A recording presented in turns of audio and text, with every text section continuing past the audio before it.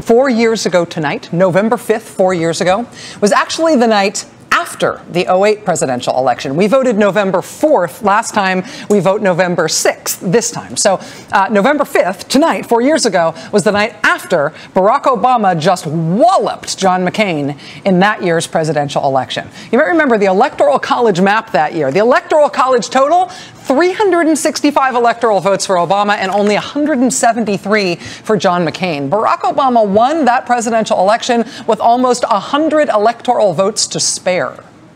After that decisive and emotional victory, on this night 4 years ago, the country started to turn from appreciating what had happened the night before, appreciating what had just happened in that historic election, toward what was going to happen next. Now that we had Barack Obama as not just a candidate or as the winner, but as the next president, as the successor to 2 terms of George W. Bush.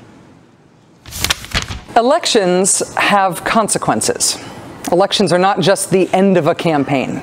The concession speech, the victory speech, these are the sounds of a starting pistol for what the voters have signaled may now begin.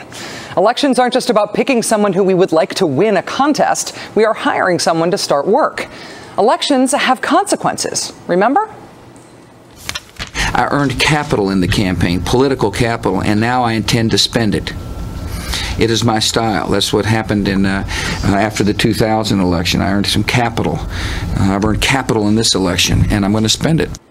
If Bush had capital and his election had consequences, how much capital does Barack Obama have now? And what are the consequences of his lopsided victory? Today is a new world, and it is a new world about which we know very little. The question tonight is not what just ended. We know what just ended. The question is, what happens now? That was 4 years ago tonight, November 5th. It was the night after the 2008 election. And now, of course, we can answer that question. Now we know what happened. Now, as we make our decision again as a country as to whether or not Barack Obama should remain president or whether he should be replaced by a new Republican challenger, we now know what he would do with the office of the presidency because we have seen him do it. The White House started this day on a much different note as President Obama signed his first bill into law. The new law makes it easier for workers to sue for pay discrimination. With the stroke of a pen, another big break from the Bush era. Democrats in Congress have been trying to get this equal pay law through for nearly 2 years. Today it became a reality. The Lilly Ledbetter Fair Pay Act for Women, that was this president's first order of business. It was the first bill that he signed into law. And signing that bill was the start of a lot more very quickly.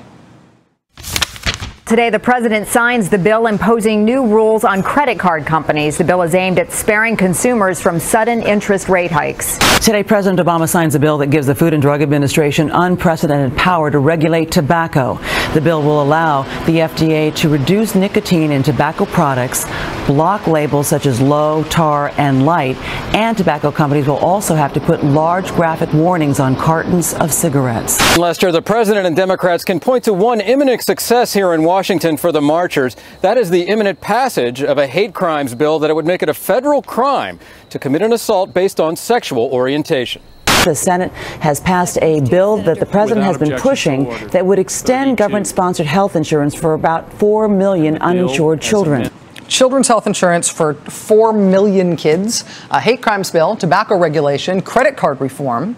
President Obama, along with a Democratic House and Democratic Senate, got to work fast out of the gate on addressing the crises they were handed from the previous administration, but also on spending that political capital on problems that had lingered in this country for years, but were always just being kicked down the road. The president did make an additional bit of history, a major revamping of how college student loans are going to be handed out for years to come. The legislation ends a 45-year program that provided federal subsidies to banks and private lenders that offered government-backed college loans. Starting July 1st, those guaranteed loans will be offered only by the Department of Education. Three major figures of the Democratic Party, President Obama, Senator Ted Kennedy, and former President Bill Clinton, all gathered together with Republican Orrin Hatch for the signing of the Edward M. Kennedy Serve America Act.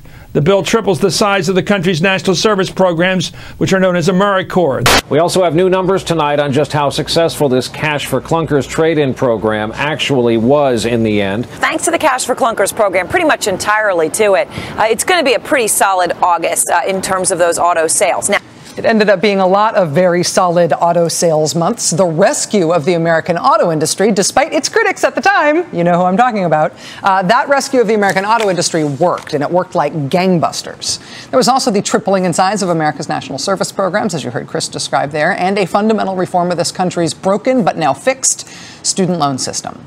There was also the small matter of pulling the country back from the brink of a second Great Depression. Less than a month in office, and the president made dramatic history with a simple stroke of the pen. There you go. It's done. Signing into law America's largest economic recovery package ever. The stimulus bill that was signed into law by President Obama, for the record, was the single largest tax cut ever, the largest investment in clean energy ever, the single largest investment in education ever, and it was the largest investment in our nation's infrastructure, things like roads and bridges, since the Eisenhower administration. And things were just getting started. It's as close to universal health care as America will likely ever come, and it will improve the health care of millions of Americans. In size and scope, it's being compared to Medicare and Social Security, and tomorrow, health care reform will be signed into law by the president. After decades and decades of trying and failing, President Obama and the Democrats achieved what was long thought to be the unachievable: real, comprehensive health reform in a country that had no health system whatsoever. That was March 2010. This was 4 months later. Almost 2 years now after the entire banking system almost collapsed, President Obama signed the financial reform bill into law. With the stroke of a presidential pen, the new financial regulatory reform law is aimed at curbing the excesses on Wall Street while protecting average Americans who live and work on Main Street. All told, these reforms represent the strongest consumer financial protections in history. After seeing through the bailout of a financial sector that had collapsed, a collapse that brought this country to its knees, a Wall Street conflagration that inched us toward the precipice of a second Great Depression, the president then pushed through the most significant set of financial reforms in 2 generations. And then there was more to do. We now know who will be the next Supreme Court justice. The U.S. Senate today confirmed Judge Sonia Sotomayor as the first Hispanic justice on the Supreme Court, only the 3rd female justice in all of U.S. history. History was made in this country today when the Senate confirmed Elena Kagan to the U.S. Supreme Court. Once she's sworn in this weekend, she'll become the current court's 3rd woman member and the 4th ever named. President Obama is signing the New START treaty today, one of his key foreign policy goals. It cuts U.S. and Russian nuclear arsenals by 1/3. More than 9 years after the September 11th attacks, first responders who were sickened at Ground Zero will have new federal health benefits. President Obama signed the 9/11 health bill on Sunday. Today, the president also put pen to paper, signing the repeal of the ban on gays in the military. Your country needs you, your country wants you, and we will be honored to welcome you into the ranks of the finest military the world has ever known. The repeal of Don't Ask, Don't Tell, the 9/11 first responders bill that had been inexplicably blocked in Washington for way too long, a nuclear arms treaty with Russia, 2 women appointed to the United States Supreme Court, including the first Hispanic Supreme Court justice in this nation's history. All of that was all accomplished in the first 2 years of his presidency. And then came the 2010 midterms, and the House went to the Republicans, and they pledged to oppose everything the president did. That loggerheads between the House Republicans and the White House brought us to crises like the debt ceiling fight, where congressional Republicans refused to raise the debt ceiling even though they had voted multiple times to do so under Republican presidents. They refused to do it under this president, and they thereby brought about the almost unthinkable downgrading of the country's credit rating. But even opposition that intractable cannot stop a presidency in its tracks. Colin Powell's endorsement of President Obama a little more than a week ago put part of this legacy of this presidency, I think, as succinctly as it can possibly get. I also saw the president get us out of one war, start to get us out of a second war, and did not get us into any new wars. President Obama did get all American combat troops out of Iraq by the end of 2011, as he promised. He sent Navy SEALs into Pakistan to kill Osama bin Laden, as promised. On the one-year anniversary of killing Osama bin Laden, the president took a surprise trip to Afghanistan to sign an agreement to get U.S. troops out of that country on the timetable that he promised, once and for all. In support of the uprising in Libya against the dictator Muammar Gaddafi, President Obama did not make it an American war, despite pressure from the right to do so.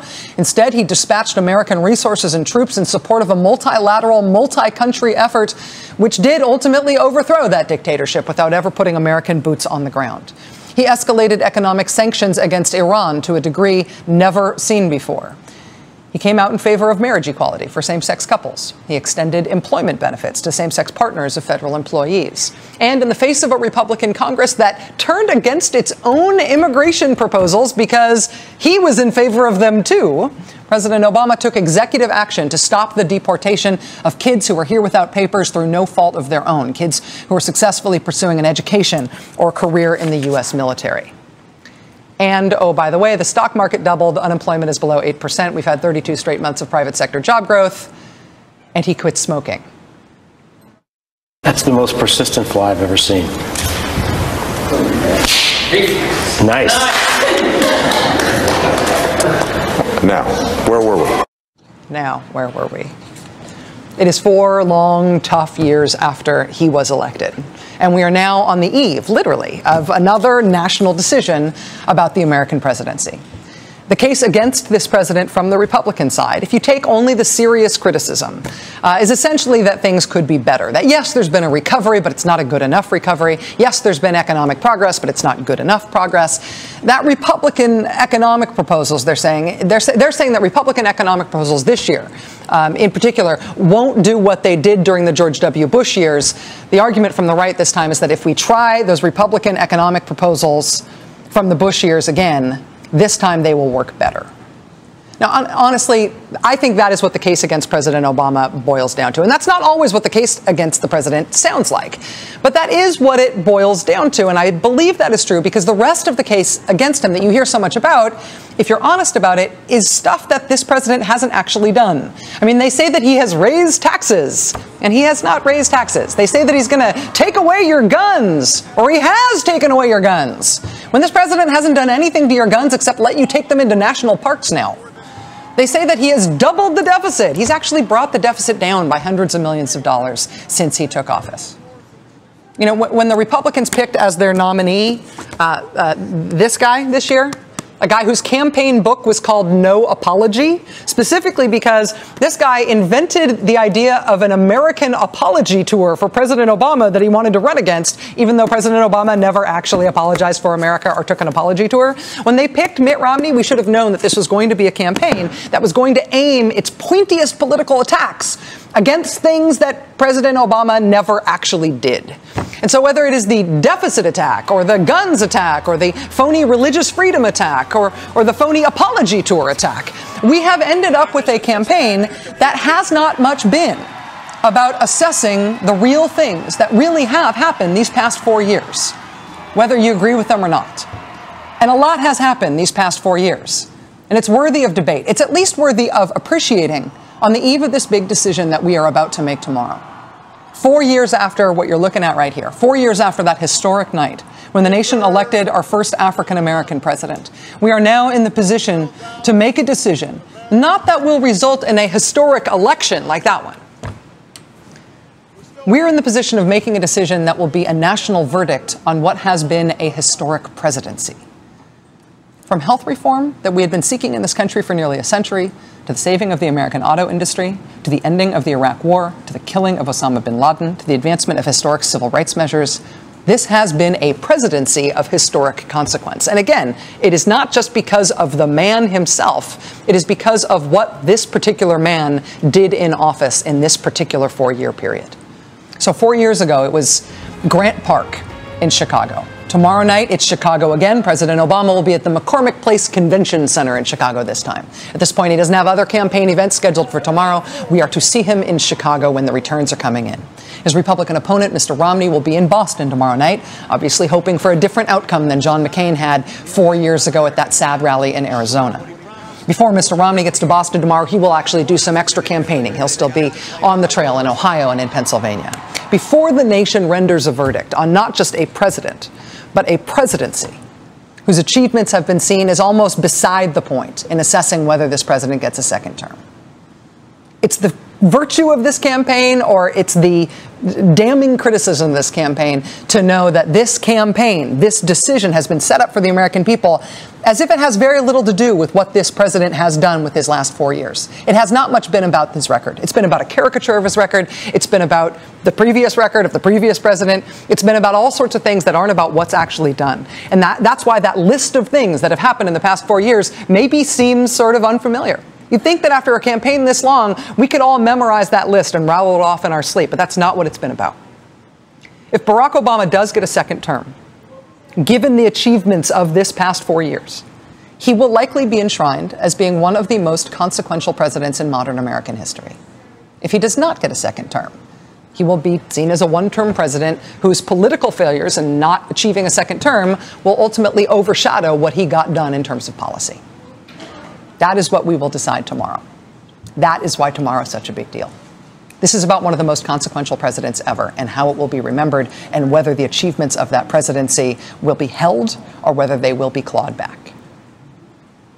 This election is worth being excited about. It is worth your taking part in it, no matter how hard anybody tries to make it for you to participate in it. This is a big deal. Dan Rather joins us next.